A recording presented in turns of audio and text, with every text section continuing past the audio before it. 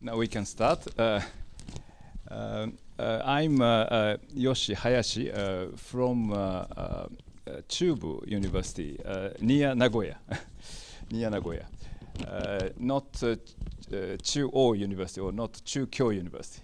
For example, Chukyo University, they have Murobushi or Mao-chan, you know, Mao-chan, but we don't have a Mao-chan, so Chubu University. Anyway, today we'll have a lecture by Professor Alexander Likhotal. Chubu University have invited him as a distinguished guest professor. Very much by chance, I met Alexander at the General Assembly of Club of Rome, having coffee and a biscuit, and then became friends. A very simple reason why we are here today, and because we celebrated for Earth Charter Japan section meeting early this year. Invited by Mrs. Wakako Hironaka. As you may know, she was formerly Minister of the Environment, together with Midori-san, Midori Kaneko. And then we, there again, very much by chance, we became friends. Then I asked Midori-san to provide this opportunity to have here this meeting. And I would like to briefly introduce Professor Likhotal. He has been, until last October, president of Green Cross International. He's the second president after Gorbachev. Gorbachev was the founder of that organization, located in Geneva, Switzerland. Now he's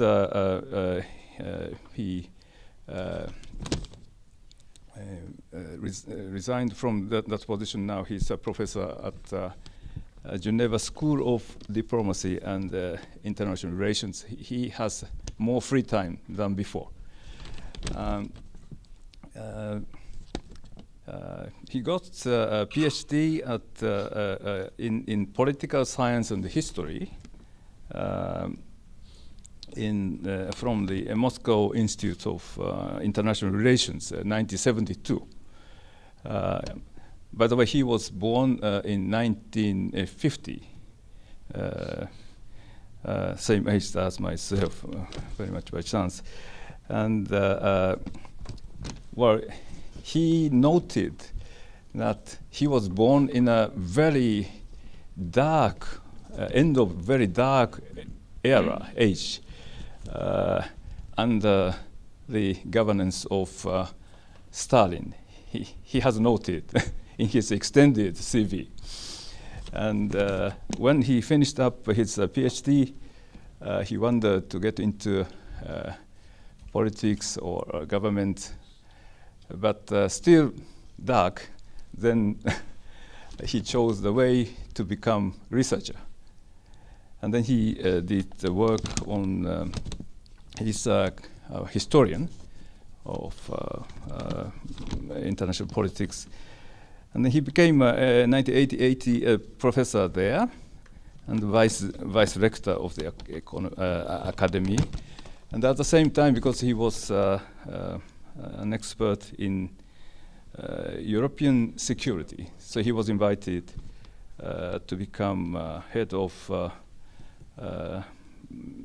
the European Security Desk at the Central Committee for the Communist Party of the Soviet Union, the top organization, foreign policy coordination body. And then he was requested to become, by Gorbachev, become a deputy spokesman and advisor to him. And that was 91. And already from 89 or even earlier, he started to work together.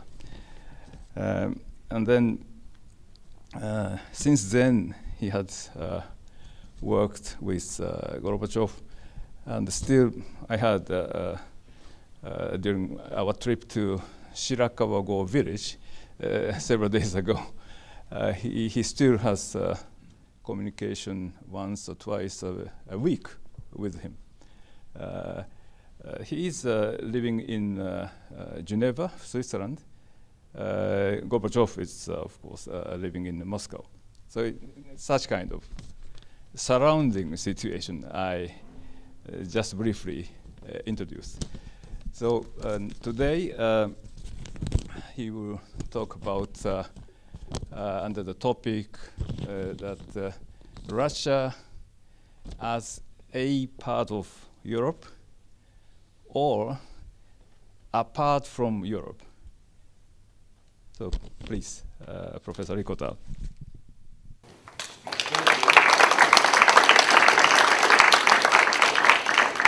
Well, thank you very much for inviting me and for coming for this discussion.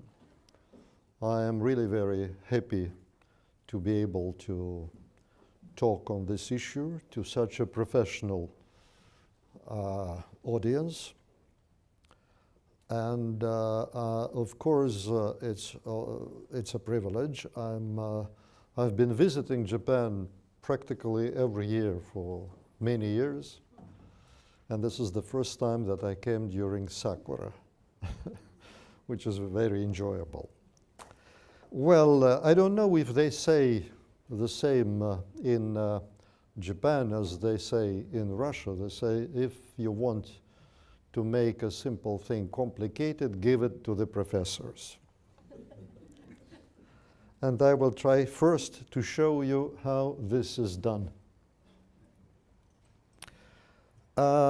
Let's take the title of my talk, Russia and Europe, a part of or apart from. And let's start with the definitions of this title. What is Russia? Frankly speaking, I haven't read, and I do not know myself how to answer this question. This is addressing this issue. One of the Russian emperors answered this question when he was asked by the foreign ambassadors that came to him for some reception.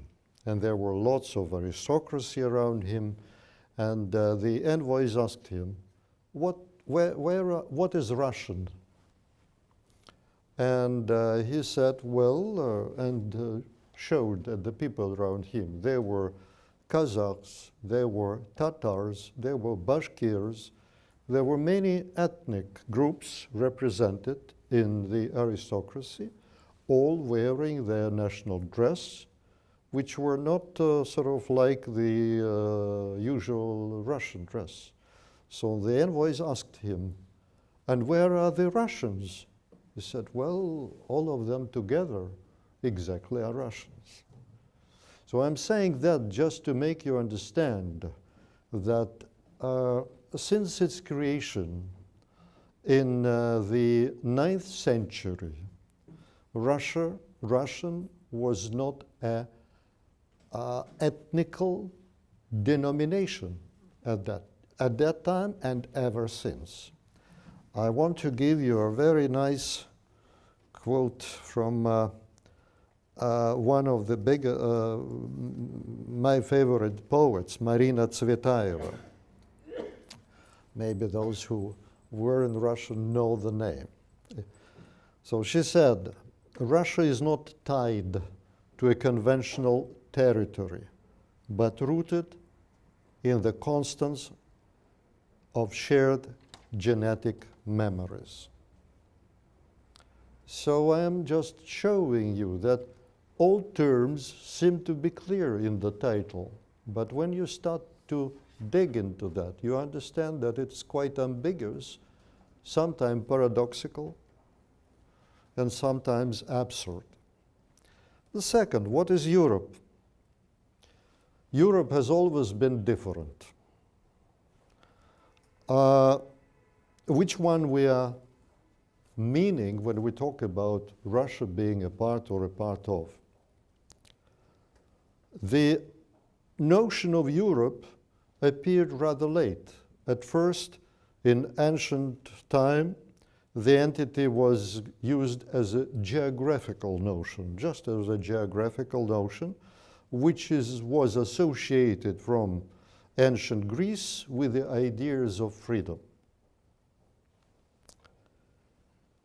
Then, from the 15th century, it was associated with the ideas of Christian world, which bared the meaning. Europe meant Christian world. From the 16th century, it was already rooted with the politics of the balance of power on the continent again. And from the 18th century, the notion of Europe was firmly associated with civilization, European civilization. And what is Europe today? What do we mean? Whole European continent, when we're talking Russia being a part or a part of? Western Europe, European Union, NATO? Again, a lot of questions. Now, the second part of the formula, a part of. Can I have the first slide? I have to do something. Oh, okay.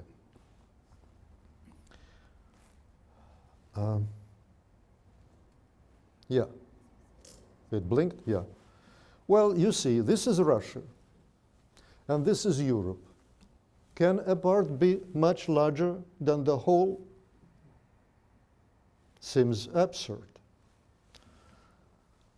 Now, apart from, a country, the people of which have received their statehood from Vikings, Varangians. They were the tribes coming from the north of Europe, modern Norway.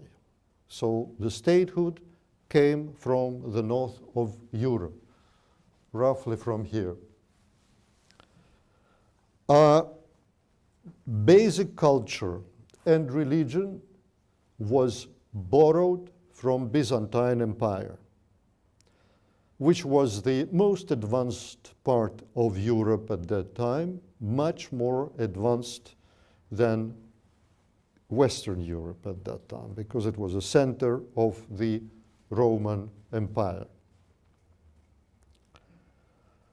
And later, it has borrowed many of its instruments, institutions, mechanisms from European cultural toolbox.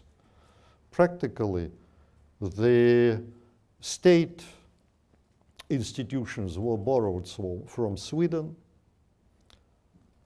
business models from Germany, and only recently the democratic institutions were borrowed from the United States, which is considered also an offspring of Europe.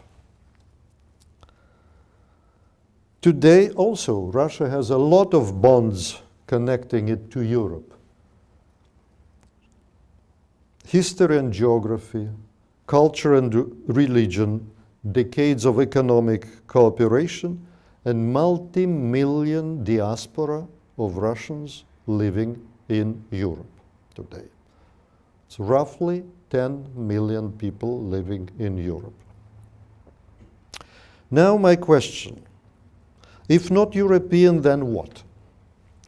Can you assign Russia to any other part of the world as being sort of firmly anchored to? Does it look in any way as Arab, though it has a huge Muslim population? No, I doubt that. Does it remind you Chinese, its neighbor, the civilization? No, different. Maybe India? I don't think so, also very different. So actually, I think that it is an idle conversation discussing whether it's a part or a part of Europe. And I think that it simply should optimize the advantages and disadvantages of its geographical location. Well, I think that I have succeeded in confusing you substantially, sufficiently to start my talk. This is my second illustration. There will be just a few. Don't get, no. Maybe I did something wrong. Can you just, thank you. Thank you. This is the coat of arms of Russia. Coat of arms, the state symbol. You see it has the eagle with two heads, and it has been always associated with also with the geographical location, one looking to the east, one looking to the west. And in 1908, the Prime Minister at that time, Stolypin, speaking at some meeting said, our eagle succeeded from Byzantine Empire, has two heads. Of course, the eagles, you know that eagle is an emblem of many countries. Of course, one-headed eagles are also powerful and mighty. But if we will cut off to our Russian eagle, one head looking to the east, you will not turn it into one-headed eagle. It will simply bleed to death. And I think that's very correct, because the east versus the west face-off is in the backdrop of the reality of the geography of Russia. Russia is among of a handful of countries in the world that is spread on several continents. And I would say that it's probably the only one that was in its history spread on 3 continents, including the America as well.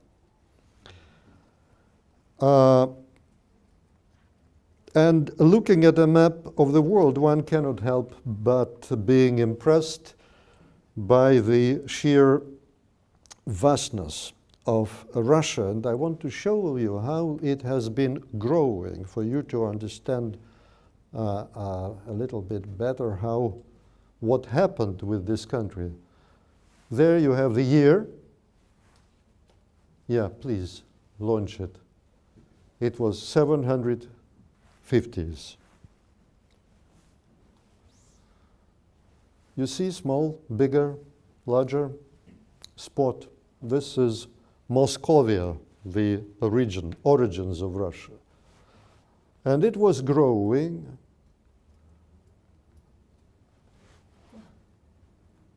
(920).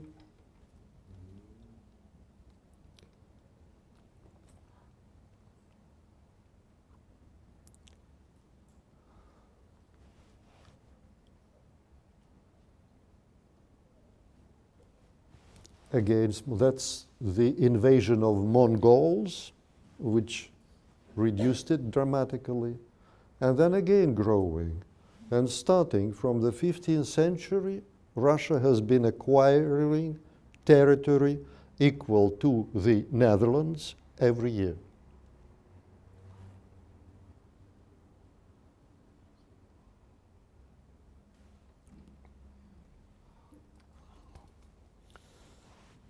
This how it went on. This is Siberia, of course, was very empty at that time, and then Alaska and California on American continent. This was Russian Empire, Then in 1887, Russia has sold its territories in America.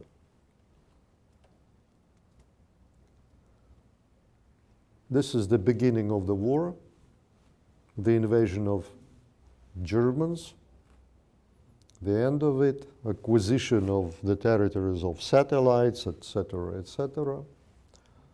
And somehow it stopped. Now, can you just push the button? Because it's on pause, I think, somehow, no? Yeah. No, not from the... Well, anyway, that's enough. There will be then sort of the reduction after the dissolution of the Soviet Union in 91. So my question, could the neighborhood with such a giant have been smooth, seamless, and without let and hindrance? I leave it for you to answer that to a certain extent the contradictions, the problems are rooted in the conscience of the people, threats, history of both sides, etc., etc. But I would say that until the 19th century, the question of where Russia belongs did not bother Russia at all. It did bother Europe. Just looking at the map, you can understand why it was bothering them. In the 17th century debates, the Comte de Sully, the French Minister of Foreign Affairs at that time, suggested to create alliance of Christian monarchies against Turks and Muscovites. Muscovites in the 7th century, and obviously, and later on, they had the Christianity, Orthodox Christianity, while all of Europe had become Catholic Christian countries. But at the same time, William Penn in Britain, in England, drafted a draft of a European League with Moscovia as its part. So starting from the 17th century, the question was already disputable, discussed mainly in Europe. Well, geographically, it's clear European countries because it started in Europe, and until it spread to Siberia, it was limited geographically to Europe. Spiritually, Christian, though Orthodox Christian, but Christian as well. Culturally, it's rooted in the humanistic culture of Europe, and therefore, by that criteria, it is also European. Politically, since the end of the 15th century, politically, Russia has become a European country. But if we will take the criteria of Arnold Toynbee about civilizations, we will discover, and he was talking that not only this culture and spiritual roots are important, he was talking about the social patterns. And if we will take from this point of view, Russia has never become civilizationally a European nation because of existence of socially different patterns used in Europe and in Russia. Autocracy, power-centered rule, which has been ignoring the individual, has been the substance of the Russian system of power organization. In Europe, especially after Enlightenment, anthropocentrism was the model of the development of European civilization. There seem to be three characteristics that differ Russia from Europe. A higher regard of raw power, a lower regard for individuality, and perhaps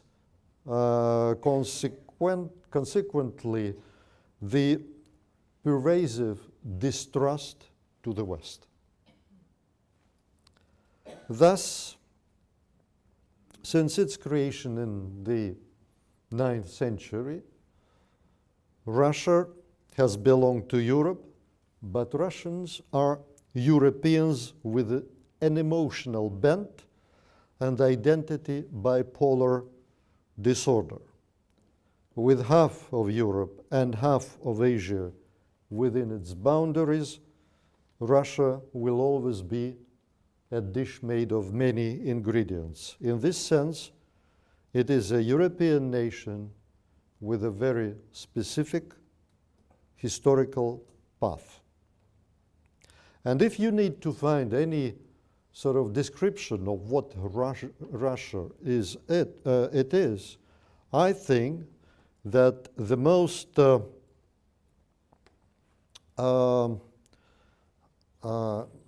close to that Russia is the country which can do impossible things, but which is absolutely helpless with routine tasks. In other ways, if I will put that, Russia is the country, or Russian person is a person that is, if something needs to be done, it will be done at all cost, at whatever, and I will give you the examples. If something can be not done, it will not be done ever.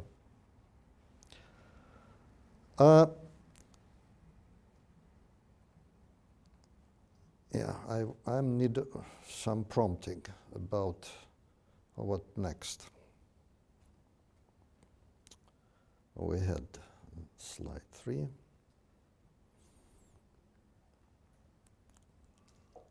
By the way, that's why I have, no, not yet. That's why I have chosen the title, which seems to be absurd and not very accurate, because in relation to some other entity, you can better understand what that means, what you're studying, what you want to understand. Well, then finally, what is Russia? Is it Europe? Is it Asia? Is it Eurasia? In Russia today, there are lots of concepts of Russia being a specific Eurasia. In my judgment, Russia is not the East, not the West, it's the North. Because if you look at the map, it's north of Asia, north of Europe, and Russia is the most northern country. And I would say it was the fate of the country to develop economically the most northern parts of the world, in fact. It has been pushing the boundaries of civilization, many countries to the west, some to the east, and it was pushing to the north. Very poor lands, soil in Russia always produced a very poor crops. And Russia was a very poor country at the very beginning. And of course that has determined a lot in its development. Huge impact was associated with the fact that Russia has occupied tremendously huge space, so that the density of population was minimum. If we will look at Europe, for instance, people have been always living in a very dense space, like in Japan. And what does it mean? It means that from the early time, they had to devise laws of cohabitation, property management, and private ownership, and all the things like that were developed in the densely populated Europe very early. In Russia, it was absolutely not necessary, and Russian philosopher Berdyaev said because of that Russian history was eaten, swallowed by Russian geography, which is in fact very correct. The constants of Russian history thus: huge, non-protected with natural borders territories. There are no mountains or rivers according to which the borders could have been drawn. So it was open for invasions from east, from west, and there were lots of them. Very severe climate and not densely populated territories. So absence of geographical borders from 1055 to 1462, Russian historian Solovyov came to the conclusion that there were 245 invasions on Russia during that period. 200 of them took place between 1240 and 1462. That means practically one invasion every year. Later, from the 14th century until the end of the 19th century, during these 525 years, Russia spent in wars 305 years. That means 2/3 of that period of 500 years were spent in wars by the country, mainly due to different invasions to the country. And now 20th century, can you please turn it?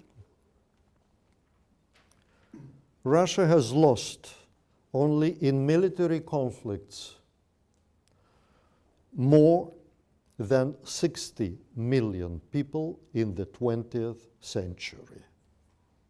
If you add to that the demographic losses, it was supposed to reach 250 million by the end of the 20th century. So military casualties, 60 million. Demographic loss because of the not born children, because of the loss of 60 million. Practically 6 million people, that is over 65 million. 2 famines during 1920s and 30s, Stalinist purges, over 10 million of lives. Total, over 90 million people were lost in 1 century.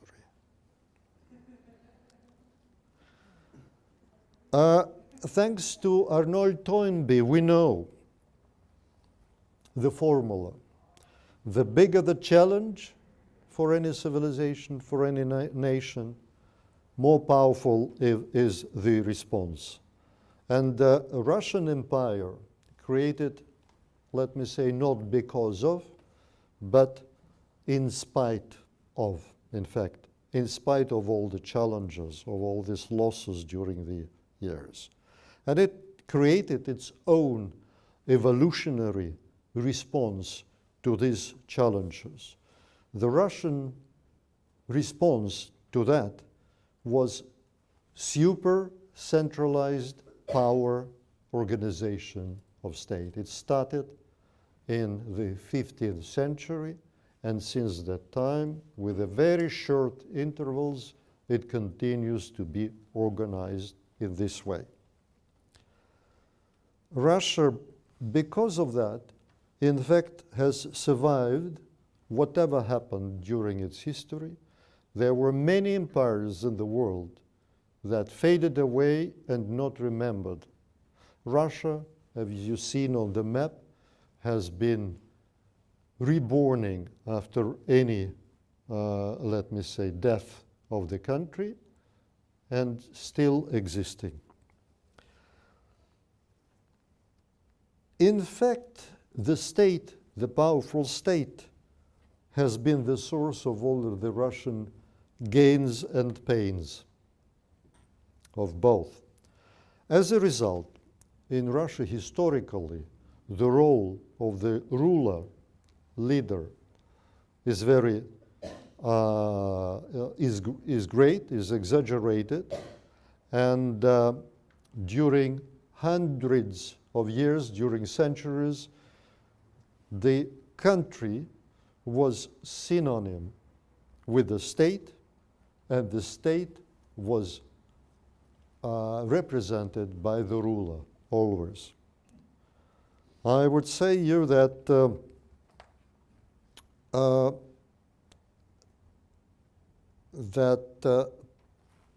Emperor Paul I once said, answering again in a discussion with the French ambassador, and thanks to that notes which were found in France, we know about that. And the French ambassador, when he just came, he asked Emperor to recommend who is influential in Russian elite, with whom he should communicate. And the answer of the emperor was, in Russia, only those people are important to whom I talk, and only while I'm talking to them.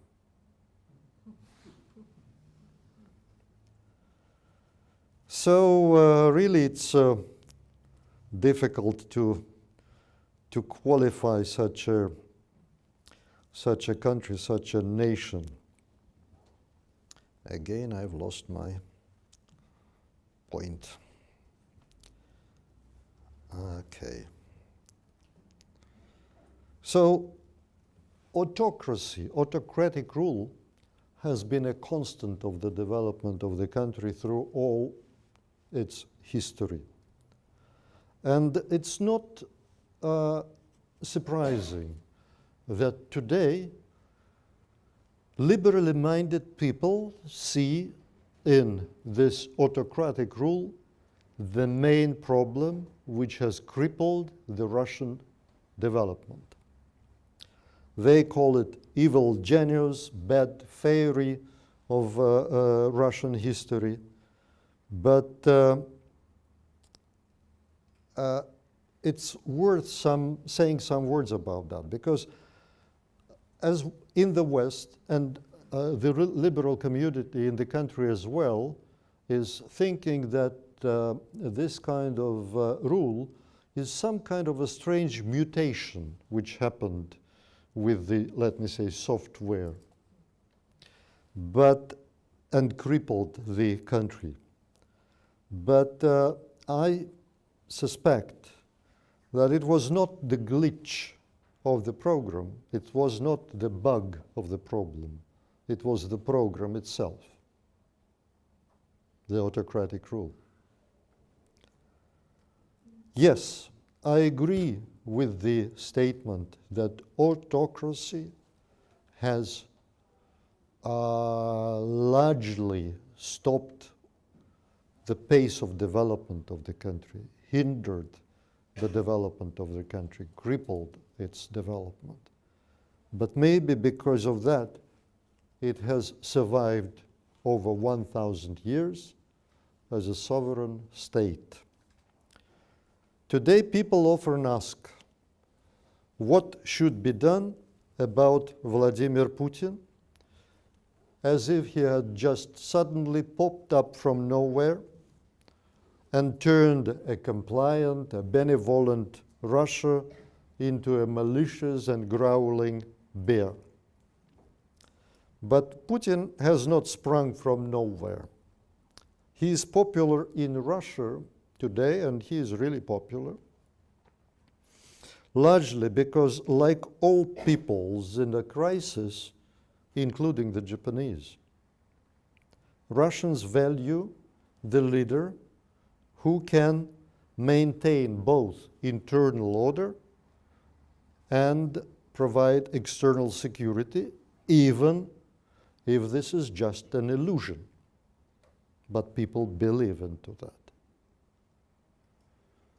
West often forgets that for the last 30 years, Russia has been going through a very prolonged and serious crisis in which both internal order and security, let me say, expectations have been shattered.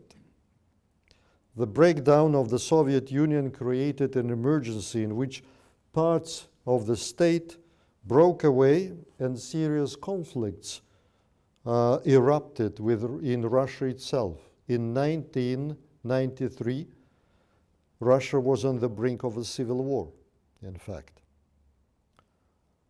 In the early 90s, Russia tried to create a Western-style democracy and a free market, relying on the support of the Western institutions like World Bank and many others. Combined with internal crisis, this turned out disastrously because the free-willing economy soon fell victim of criminal privatization, which took place at that time, and actually through the special kind of privatization, which was called, the model was called loans for shares, in which actually the oligarchs funded the electoral campaign of Yeltsin,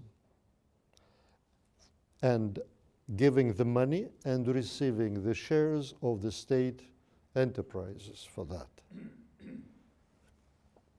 So the inflation was reaching 2,600%. And it is not surprising that, unfortunately, for many people, democracy has ever since that time means continual instability and grinding poverty. Therefore, if today you will come to a person in the street and will ask him, do you want that the power, the authorities will be accountable to the people? They will say, yes, of course.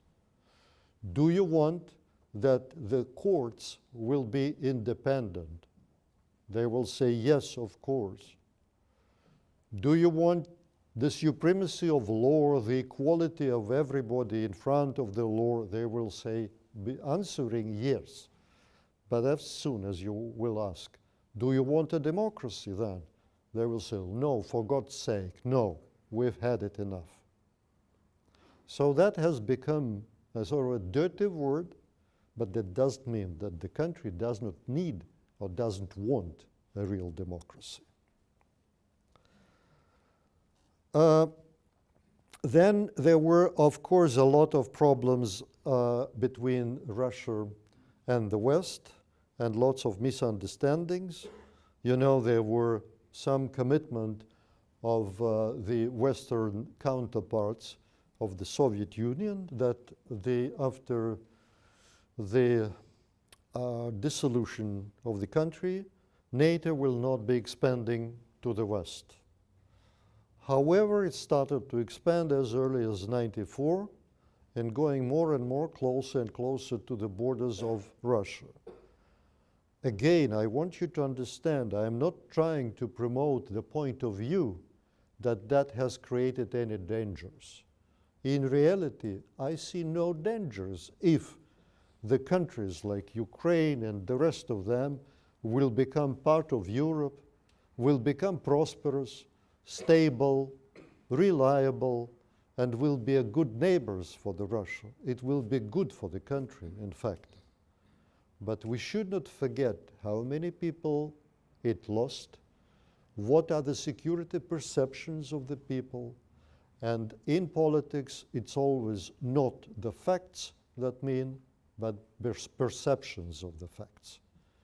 And therefore this was ignored by the West, who in euphoria that Soviet Union has ceased to exist, decided to use this situation as the only heir of the historic process in the world.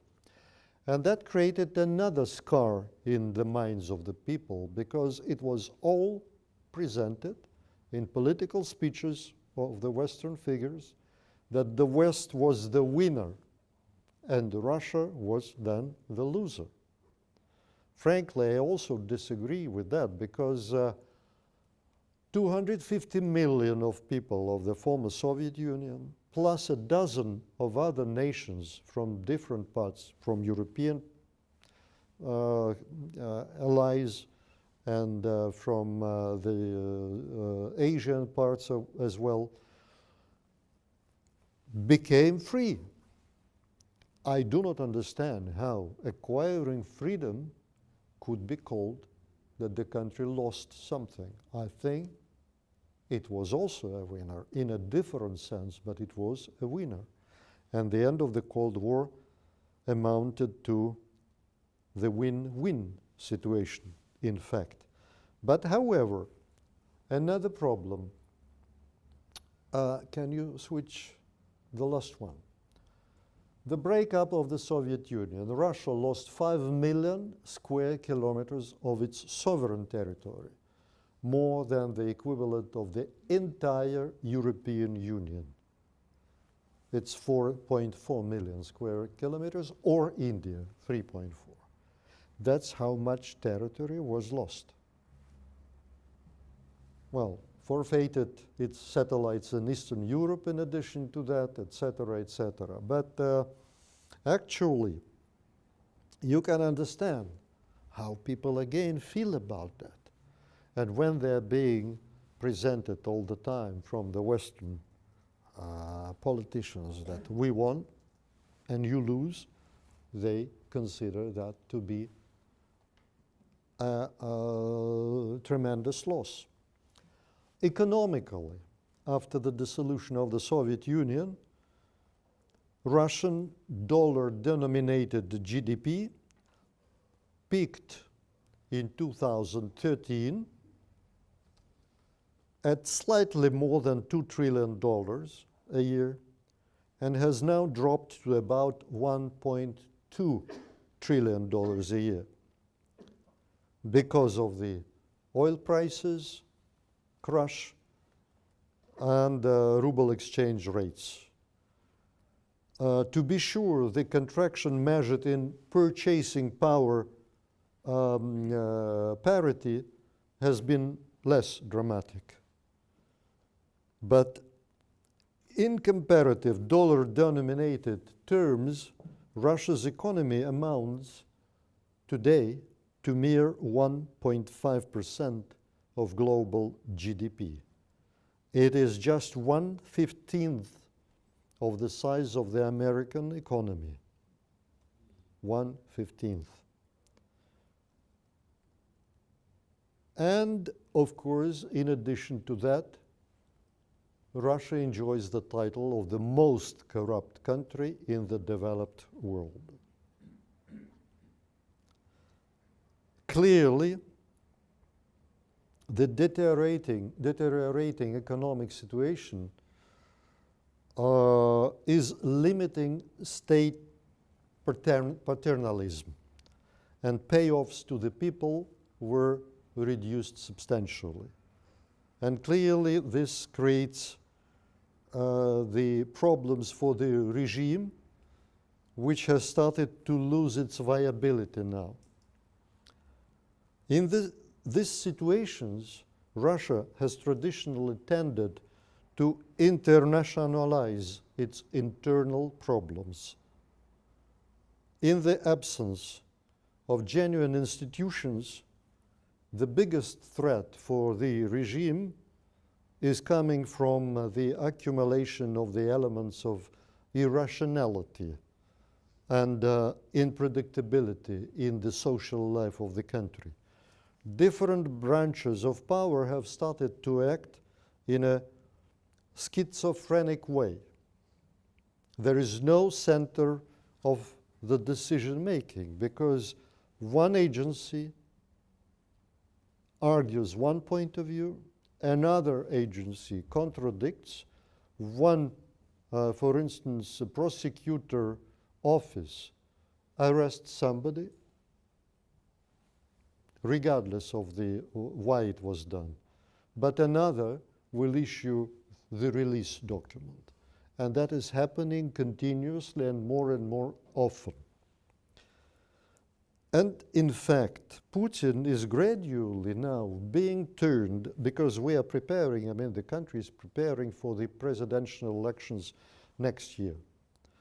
And though Putin has a huge support, but of course, different groups of influence around him are trying to use this situation of preparation for the elections in order to enhance their relative positions. And in this situation, Putin is becoming more and more a hostage of this rivalry between different institutions. And he's turned from election candidate into the electoral prize of these competing groups of influence, and for those who will overcome next year as the winner. That's an incredibly difficult challenge for Putin today. Everything is fluid, everything is flexible, no state structures to rely upon. This is why he needed the global agenda in order to reset domestic situation, in order to reset it to the default values, let me say. And that's why Kremlin uses foreign policy as a tool to recreate internal balances in the country. With that, Pushkin used to say that Russia is a world in itself. It doesn't need outer world, and therefore that created also in the elites a confusion and certain problems in setting even the boundaries, where the boundaries of the country, whether it's only Russian Federation, former Soviet Union, whether Chechen Republic is a part of Russia or it's already not a part of Russia. So many problems exist, and if we will take Crimea, for instance, aside from the announced reasons that it was done to prevent NATO coming to Ukraine, etc., security reason, in fact it was done, in my judgment, mainly because of the domestic reasons, because the capturing of Crimea helped Putin to restore the visibility that he is still balancing the interests of different influence groups in the country. However, today it has created a very dangerous precedent. Russia has started to believe that it has acquired a sort of the global formatting capacity, whether it is with the US elections and allegations that it has interfered with different hackers, etc., whether it is European integration, it contacts with the right-wing leaders now and the support of the right-wing leaders, of course Crimea and Ukraine, and in addition Middle Eastern developments, Syrian situation. So with all that, Russia gradually, I feel that the elites have moved in the direction that they have acquired this capacity. And this is very dangerous. It is very dangerous for Russia itself, and it could be quite dangerous for the world. Having said that, I want to ask you the question. It's very popular now. They say that Russia has reappeared with new ambitions. In my judgment, it has reappeared with the old phobias today, but not with the new ambitions. Whatever is done in international dimension because of the historical, as I said, fear and mistrust to the West, and domestically because it requires a sort of reset which can be done only through internationalization of the domestic agenda of the country. But NATO vantage point is absolutely different. It believes, really believes, that Russia poses a serious military threat to its eastern borders. And I would say this is a reason why West believes that Russia has reappeared as a revanchist, neo-imperialist, and expansionist and hostile power in Europe and in the world. These conflicting perceptions have contributed grossly to the lack of trust between East and West, between Russia and Europe, Russia and the United States. But at the same time,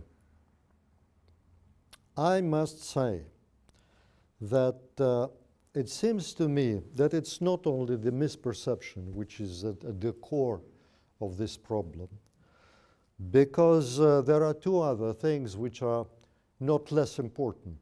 First, two big geopolitical entities have their legitimate security concerns. Truly legitimate, both Russia and NATO, the United States, but attending or trying to provide for these legitimate concerns, each side creates an impression that it creates new threats on the other side. This is not just a perception, it's a reality of the previous world order. In addition to that, we're living through the transition period from one world order to the new world order. And I've been participating in many conferences, and many speakers are concerned with the transition. For me, the biggest problem is not the transition, it's the lack of any governance today. Practically, there is no international governance. We have left from the previous system, but we have not created anything new today. And what is happening as a result? If you look at the fabric of the international relations, it is changing. We have been talking many years already about the future retrieval of the United States, diminishing role. It's happening now. It started, and it was embodied by the coming into power of the new president, which announced the retrieval and decoupling of the country from international responsibilities. What is the result? There are certain lacunas of absence of any power because of the retrieval of the United States. And of course, that creates a sort of the warm holes in the fabric of the international relations through which many players get tempted to try to project their power without having the resources for that. It is being done by Russia. It was done by China to a certain extent. And many other countries are looking how to use this new situation in order to project power without the sufficient capacity, without sufficient resources. I will give you an example. You know this story about the hackers that allegedly have impacted the elections in the United States. Despite many times Putin has denied that, the more he denies, the more suspicion is created in the West, in the United States, and especially in the Republican part of the American establishment. What does it mean? In fact, he has turned a fiction into an international foreign affairs instrument, because, in fact, what he has in his hands now, regardless where there were attempts, there were no attempts, but at some point he might easily just mention in an interview when the journalist, he's asked every time giving interviews. If the new journalist will ask, well, Mr. Putin, didn't Russia try to have an impact on the American elections? And if he answers something, well, you know, I personally did not know until recently. Some agency tried to do something about that, but of course it didn't help. That will create tremendous problems for President Trump. By the way, what has happened in Syria recently? Quite, you know, harsh statements about Russia, recent statements, to a certain extent were targeting Democratic constituency, domestic constituencies in the United States, just to prove that he is not dependent on Russia. And that has created totally different playground for everybody. And since they match each other, I mean Trump and Putin, in the ways how they deal in international relations, that is an additional source of instability in the world.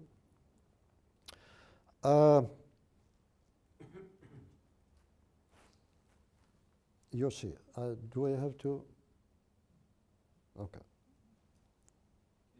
Okay, I'll be trying to conclude, yes, to leave some time for questions. And that is happening practically everywhere. You just take the recent discussions, the visit of Tillerson to Moscow, the essence of the agreement. It's also, you know, creates this situation that Putin needs international agenda in order to resettle his domestic agenda, and Trump needs the same in order to resettle his perception also in the country. Well, with absolutely different reasons and different, let me say, importance. For Putin, it's the survival of his rule. For Trump, it's not. It's just, you know, an attempt to recover his split with CNN and other media and et cetera, et cetera. But anyway, both sides are being driven now to a large extent by the domestic agenda in their foreign relations. Okay, now Russia and United States seemed to have found some modus operandi during the last visit of Tillerson. We can discuss it if it will be interesting in more detail. But how long it will last? With this impulsivity of both leaders, when everything is tied just to the two persons, there are no institutions that are running this temporary stability. And in fact, what we have today is the frozen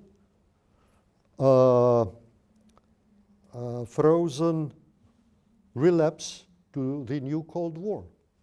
It has been frozen, but it can be unfrozen regardless of our wishes on both sides because of perceptions.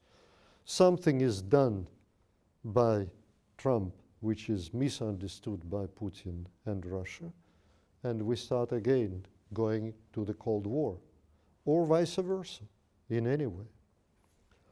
So, or take the situation with North Korea now. It was, again, to a certain extent, the situation was used in order to send political signals to China, to domestic sort of audience in the country, to Russia as well. But as you've heard, Trump, today it was published that there are no plans to start any attacks, in any case, on the North Korea. Now, Trump said something that they will be more focused on sanctions in case something happens, but not military action anymore. Well, also the problem. Look at I've said that in Russia there are no institutions. Practically there are no institutions because everything is done in the administration of the president. The Minister of Foreign Affairs has become a spokes agency for the president, not a center of analysis, of proposals, or of anything. Look now at the United States. Generals everywhere. The issue of the civil control of the military agency is forgotten. There is nothing of the kind. The State Department does not exist in practically today because it's understaffed. It has not yet been filled to its full capacity by the staff. It's just Tillerson playing the role of all the State Department in the United States. And that creates extreme instabilities for everybody.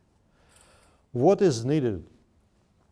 For me, it's clearly that we need to find a solution to rebuild trust between all parties involved. And in order to, because, you know, it's not the enemy that creates mistrust, it's mistrust that creates the enemy. It's vice versa.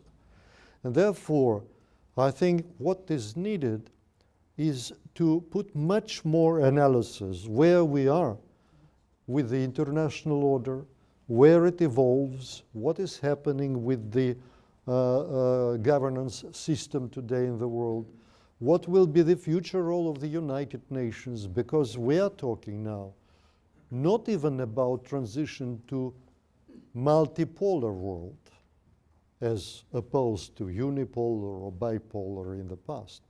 We are talking now about the transition to pluripolar world. What I mean is, in today's world, big corporations have a very clear, visible impact on international relations. And they should somehow be accounted in foreign policy, in the institutions of the governance, in the international institutions. Civil society, it also has growing impact on the international relations. Somehow it should be also brought into the picture. You know, different think tanks, Bilderberg Group, it comes and goes. I call them asteroid, let me say, elements of the governance system because they have a clear imprint on what is happening in the world. So all these new features must be somehow incorporated in the new concept of the international relations, international world order. And finally, returning to where I have started, I really believe that Russia should stop focusing on the issue whether it belongs to the East or West, Europe or Asia. It's a fact of life. It occupies certain geographical position.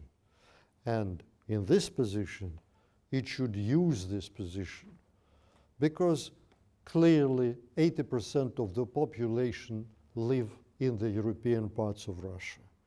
Europe can provide a lot of instruments, investment instruments needed by Russia for the development, for the normal reforms in the country, etc., etc.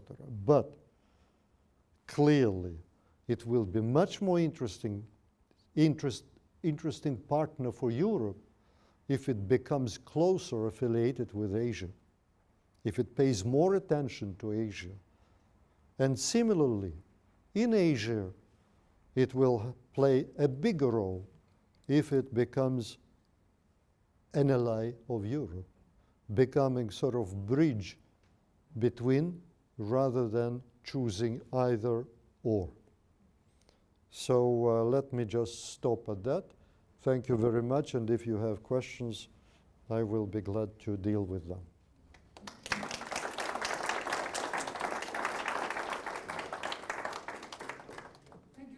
Thank you very much, sir, for this brilliant tour d'horizon of I think a question that has been in the minds of Russia watchers for centuries.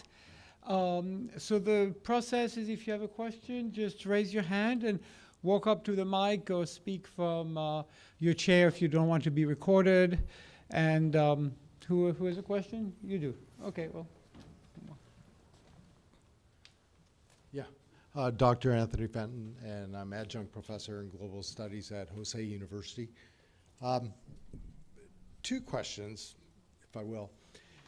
On your point of mirroring, borrowing, lending, which is such a part of internationalization, and clearly over the course of Russia's history, they have done that, and to some measure, great success.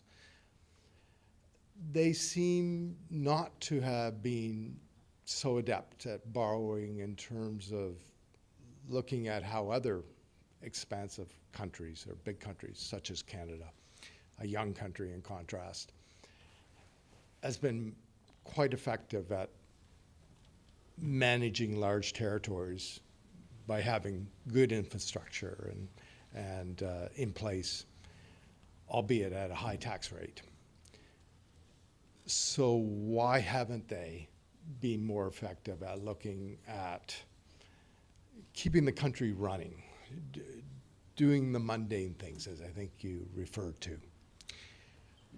That's the first part of my question, or first question. Second question being to the point which you really didn't touch on, but perhaps you did in a roundabout way, and that is sanctions. There is sanctions. Sanctions, yes. Which I think many of us would argue haven't, with perhaps the exception of South Africa, haven't really worked in most parts of the world, be it Myanmar, North Korea, and we can go down the list, Cuba even. Why has, in your view, the West continued on down this road, NATO in particular, even to the Olympics now, where Sebastian Coe spoke out the other day and said it's going to be a while before Russia's able to participate again in the Olympics. In this case, in terms of engagement and building trust with Russia, is sanctions the way to go in your view? Thank you for your questions. Before answering, I must just remind you that, of course, I am not an economist, and I will not be able to give you the economical answer to the question. I would deal with this from the political, through the political optics, let me say. The first question, I would say that aborted reforms of perestroika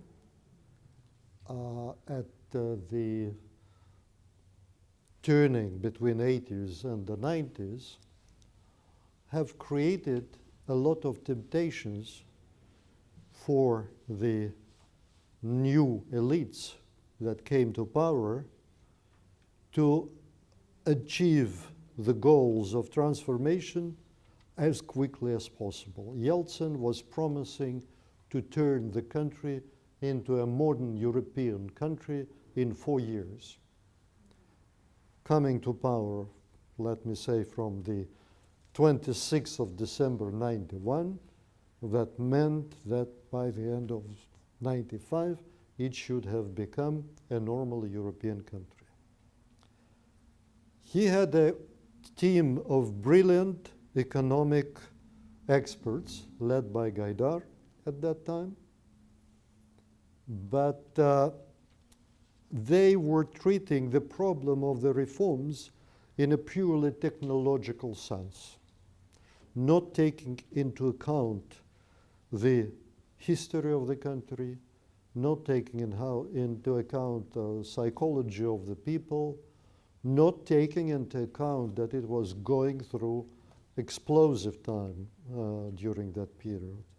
But the goal was set by the president, and the team said, yes, sir, and started to implement that. Clearly, the first objective was to create a whole class of ownership in the country, because before that, private property practically did not exist in the country, not only during the Soviet time, but there was no even land property right in the Tsarist Russia, except of a very short period of roughly 17 years at the end of the 19th and turn to the 20th century. So the land has belonged to the communities always in Russia. Anyway, so they decided to create this class of owners. And of course, they wanted to make owners those people whom they knew. They thought that they could trust. Therefore, in this model of loans for auctions, loans for shares, the contenders were nominated by the team of economic transformation team under Gaidar, and several of the people like Potanin, like Chubais, have presented this plan to Yeltsin. Yeltsin, having no idea about the possible consequences of that, agreed to that. So they started to work on that and created the owners. But the owners received their money not because of their work, but because of this trick, which was done in order to create. And they never believed at that time that they were true owners.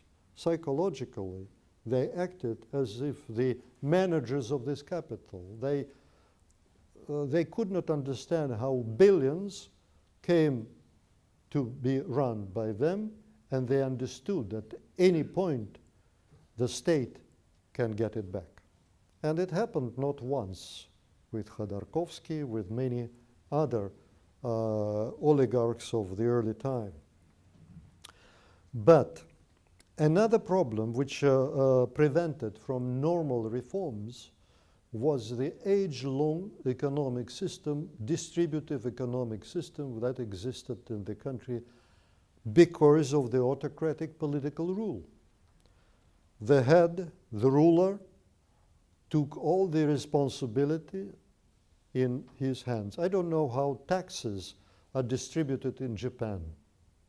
I know that, for instance, in Switzerland, where I live, roughly 70%, over 70% is left to the cantons, to the regional authorities, and 30% goes to the federal level. And if you will take normal, democratic, federal, or any Republican, I call Republican country, you will see this tendency. In Russia, 90% is collected by the central government.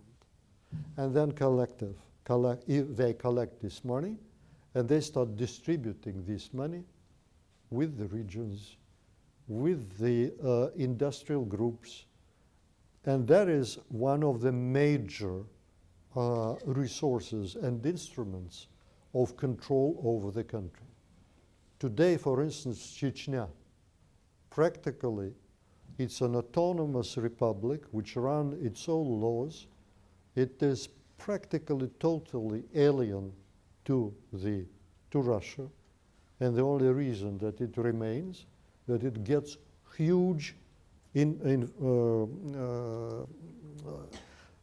flows of money coming from the center.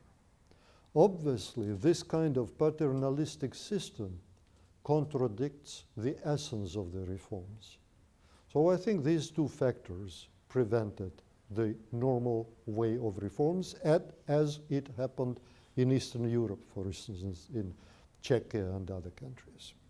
Regarding sanctions, well, actually, I would agree, more than agree with you, because sanctions has given a pretext and a reason to Putin and the central government to really and to consolidate much huger support of the people around him and around the government than without sanctions.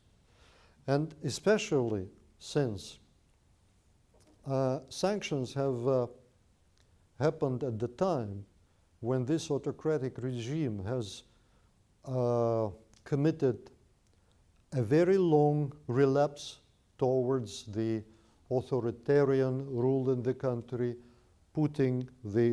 grasping the control of everything practically, including small and medium businesses. Today it has become so difficult to run small business because because of the different regulations, because the possibility that your business can be simply taken by any power ministry and given to another person. So less and less people go in that direction, less and less money is needed to invest in that because there is no interest to that. And sanctions, the most painful part of sanctions was, of course, the reduction of investment flows from the Western banks into Russia. But it was in the time when investment was reduced dramatically, and Russia is capable to finance whatever is needed now in terms of the investment. Therefore, in fact, for Russia, it's not painful, let me say. Why the West continued that? I think, again, for domestic reasons. When annexation of Crimea happened, people in the world were outraged. And of course, European Parliament and in other places, they needed to react somehow. And sanctions was most visible and least painful action or step that could be taken visibly and alleviate the public opinion at home. I think that is one of the reasons, but very important one. Yes? Any other? Certainly.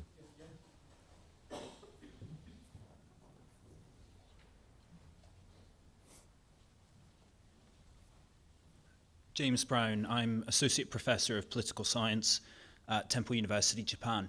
You mentioned Chechnya a couple of times, so I wanted to ask, to what extent do you think that the Chechen Republic, and in particular its leader, Ramzan Kadyrov, represents a threat to the security and stability of the Russian state? Thank you. Thank you. Well, you know, this is a huge problem for the country, and not once Ramzan Kadyrov has been making statements that go totally in opposition or challenging the central authority, but he understands that Putin needs him because he is keeping the control over the Northern Caucasus region and pacifies this region and keeps it at least formally within the borders of the Russian Federation. Because as you probably know, there are 15 million Muslim people living in Russia now. And there are several republics like Tatarstan, like Bashkortostan, Dagestan, and many others, which are completely Muslim. So in case Chechnya withdraws and succeeds in that, that could create a terrible problems for the country, because if you look on the map of Russia, there is a sort of belt with a very short gap. If you look at the Urals mountains, a little bit to the west from that, there is Tatarstan, Bashkortostan. If they decouple, all Siberia is decoupled from European Russia. So it's a huge political problem and geopolitical problem for the country. Now,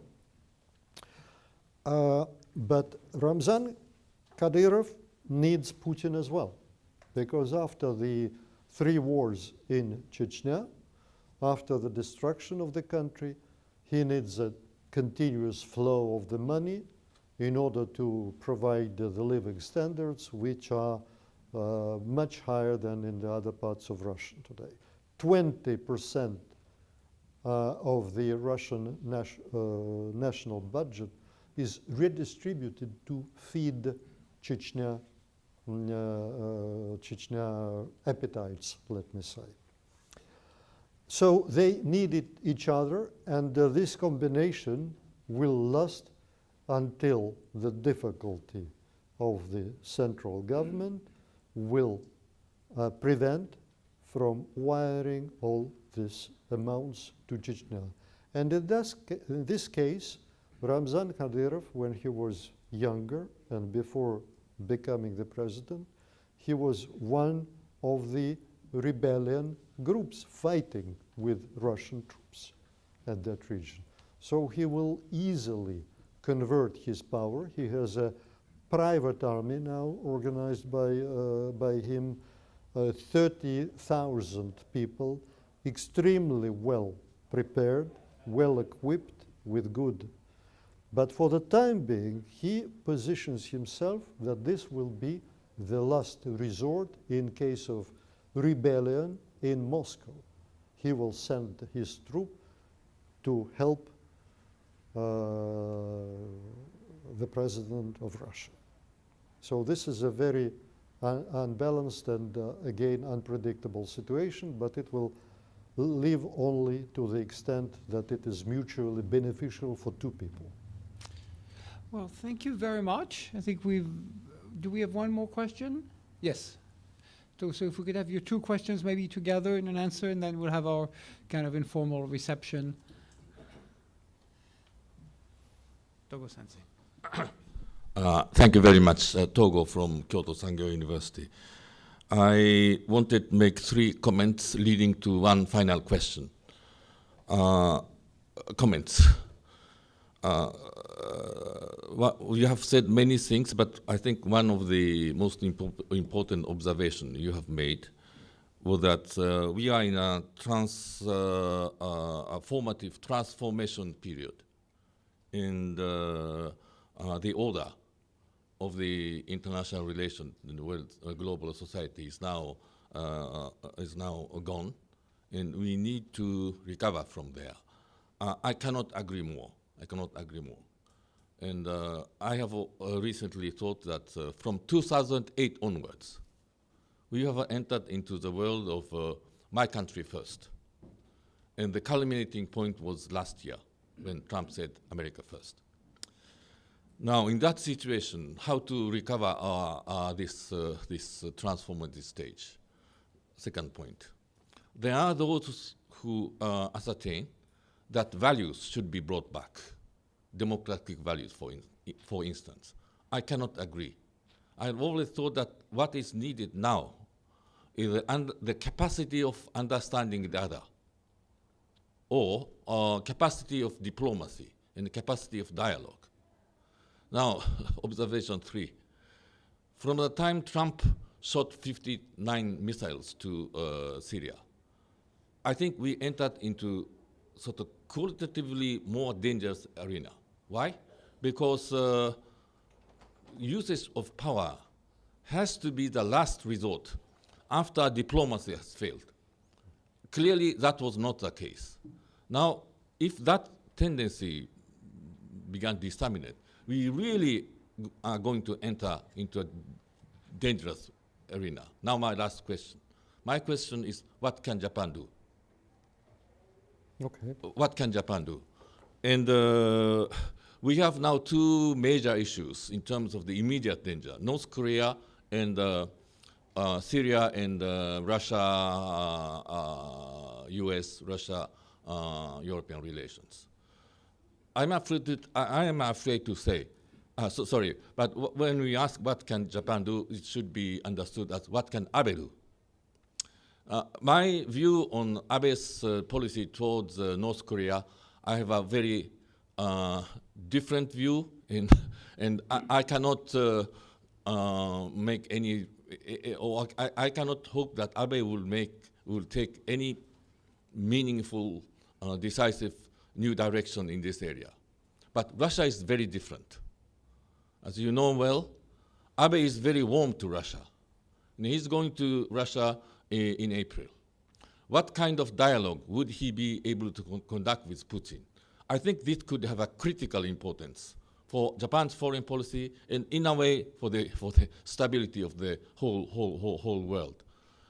Now, on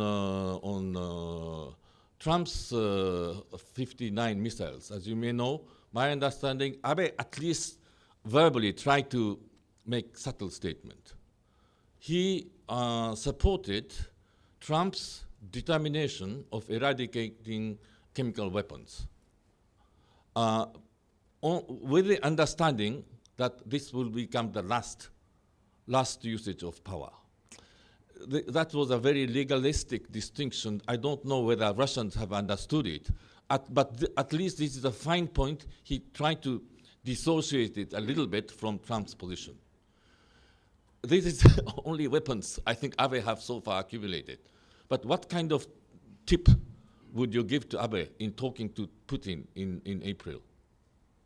Thank you very much. I want you just to understand me correctly. I'm not in a position to give advices to your prime minister how to deal with the president of Russia, being a foreigner.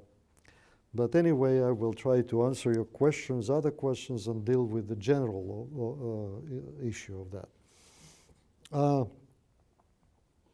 I will start what I have remembered. Democracy, values, and how the second question you have asked. You know, I disagree with this point of view, because I think that democracy as the tool of guaranteeing the freedom of the people is extremely important. In fact, it is the breach, the crisis of democracy, which has led us to the current situation in many ways. Look at Brexit. Look at Trump's victory in the United States. I'm leaving aside Russia. Russia is still far from democratic mechanism. It did not raise up to the democratic mechanisms. It's just an instrument, a tool, rather than a value for Russia. But for the countries where the democracy has been rooted for many decades, I think that the crisis has taken shape from the end of the previous century, and there were lots of reasons, including the international. Unfortunately, we don't have time to go into much details, but one of the reasons is the general economization of our agenda, political, any agenda. And that's why the democracy used to be a value, and people respected democracy because it has given them the right, a possibility, and option to speak out on many issues, not only about economic future of the country. I don't know what you feel when you go to your ballots, but in Switzerland, I would say 90% of the questions are economic. What to do with this branch of economy, what to do, what will be the effect of that. And I think that people are getting a bit frustrated with that. They want democratic system to work in the full capacity as the system that guarantees their freedom and gives them the possibility to express their opinion not only about the economic development. I will give you an example. Today, what means to be a good citizen in Europe, for instance? You have to pay taxes, you have to come to the vote, and you have to separate the garbage. That's it. You are a good citizen after that. Absolutely. But especially young people, they're disappointed with that. Can you imagine 21% of the recruitment of the Islamic State, 21% comes from Europe, and they are not all Muslims. Why? Because young people need a cause which is bigger than their life. And they offer that, while the system, European system, doesn't. It offers separate garbage, and you will be doing your sort of duties. A couple of years ago, I was in Brussels for business, and there was a demonstration of the agricultural workers there, farmers, and there were lots of tractors in the center of Brussels, no traffic, everything is stopped, and I had to walk. And I asked the people who were there what they did come for. Simply, it was interesting. And they explained me that we wanted just to talk to a representative of a European Commission because we have problems, this problem in agriculture, the formation of the prices, and blah, blah, blah, etc. And I said, so they refused. The official reason to refuse even to talk to these people was that according to some standards, I don't know who has invented them, EU will discuss any matters if there is a representative of the trade union.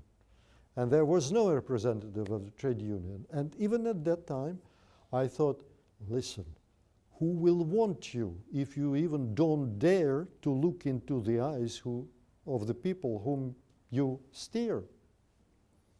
And now we're surprised with Brexit. This is the collapse of the democracy. Trump, the resentment feelings of the people in the United States, inability to cope with the pace of change, nobody explaining why it's happening, everything is marginalized. Come to vote once every 4 years and goodbye, we don't need you anymore for 4 years. So I think that the restoration, let me say resetting democracy to some default values, is extremely important if we want to build a working international order. Whether we call it values, whether we call it differently, and instruments, but it must be reset. There is no better way to do that. Now, the first question was? My question was Abe. What can Abe do with your president? What is it? That was my question. I will not be giving advice, but I will tell you that I'm a little bit concerned that Putin is in an extremely difficult domestic situation. And the process has already passed the point of no return. Even a couple of years ago, it was still possible for him to restore somehow the normally functioning system in the country.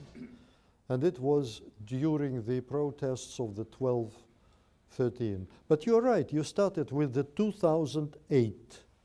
What happened at that time? Economic collapse? For me, this is not the most important. This was exactly another point of bifurcation, because the world have reached a phase when the governance system has become too backwards in comparison with the globalization process. Globalization was going ahead. Governance system was locked how it was created at the end of the Second World War. And there were two options to do, either to accelerate the transition to the new governance system in the world, or some re-sovereignization process would inevitably have started. And it has started, because even at some point G20 has taken some decision going in the direction of the upgrading the governance system in, when was it? I think in 2010, yeah. But it was never implemented. And predictably, the trend for re-sovereignization is now taken the upper hand. What could be done in this situation? I think that the biggest problem is even to find the new language, because our language is obsolete. We are talking about Cold War II, Détente II, Yalta II, etc., etc. We do not even have the language to describe what is happening today. And that means that we have not put enough analysis to that. Another reason, there is a lack of traction. It has always been. But now, for instance, in Russia, it's astounding simply. Even at the time of the communist rule, there were several institutions, academic institutions, that have been providing some input, some analysis to the decision makers. It's a different story what percentage of this analysis was accepted and adopted by the decision makers. But today, it's completely decoupled. And Putin is very lonely person who has become a hostage to the system that has been created in the country. In my judgment, today, Russia is in a terrible situation, because if the autocratic rule continues for a couple of generations, 2-3 generations, that will be the end of the country. Country will not survive that. And in my thinking, country needs real federation in order to be functioning normally. This is not the agenda for Mr. Abe, clearly, but I would say that if more incentives are created in order for Russia to become a normal country, normal, nation-built, predictable, with clear borders, with understanding that it is in these borders, not Ukraine is not part of Russia anymore, etc., etc. So that could help. That means creating motivations on one hand and not accepting excesses of autocratic power on the other.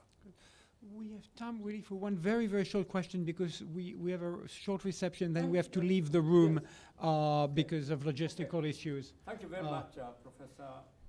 I have learned a lot.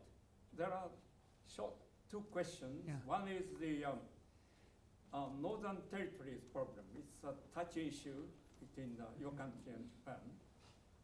The reason why Russia cannot return the Northern Territories to Japan is maybe you talked about the lost territory for Russia many many territories you lost. Is that a reason, that one of the reasons? Or US-Japan security treaty is the most serious obstacle for Russia to return the northern territories? Okay, thank you. And second question is China. Okay. China is now promoting the one belt, one road way covering Russian territory, not Russian territories, border toward Europe. Is it the Russia is going to cooperate with China in that project? Okay, thank you. Thank you. Thank you for your questions. I will try to be briefer than before. First question, the Northern Territories.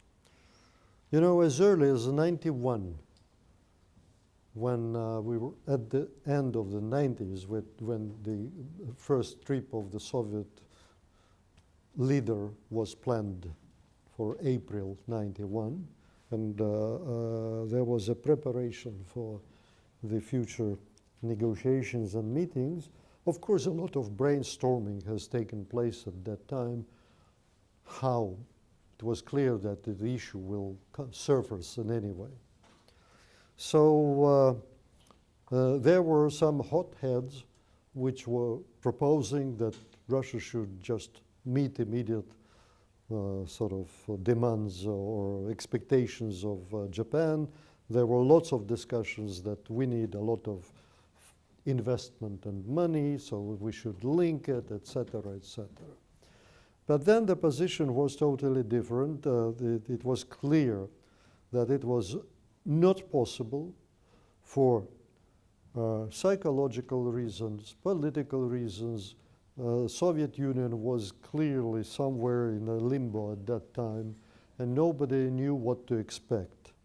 So the general line was to take a position how to transfer the issue of the Northern Islands into a sort of question that into the stage which could be satisfactory to Japan, and at the same time will not mean that the Soviet Union has committed to give the islands to Japan. I'm not speaking about the strategic importance of the two islands there for submarines, and economically not much, though there is also some, you know, aquatory of the ocean related to that, which is important. But psychologically, it was practically impossible. But I would say that the solution was found at that time with Kaifu government at that time. And the solution was, I think, that the Japanese were satisfied that for the first time, Soviet Union has agreed that there is a problem. Before that, all the leaders denied this as a problem. So that was a movement ahead. And that was the time when the formula which was used for the Berlin Wall was applied to this issue, because before '89, both Chancellor Kohl and Gorbachev, speaking about the possibility of the destruction of the Berlin Wall, all said that, both said 2 weeks before it has fallen down, both said, oh, this is the question for the future generations. So the same was found for that. We recognize this is the problem. Let's use this territory together, more and more and more together, closely cooperating on this issue.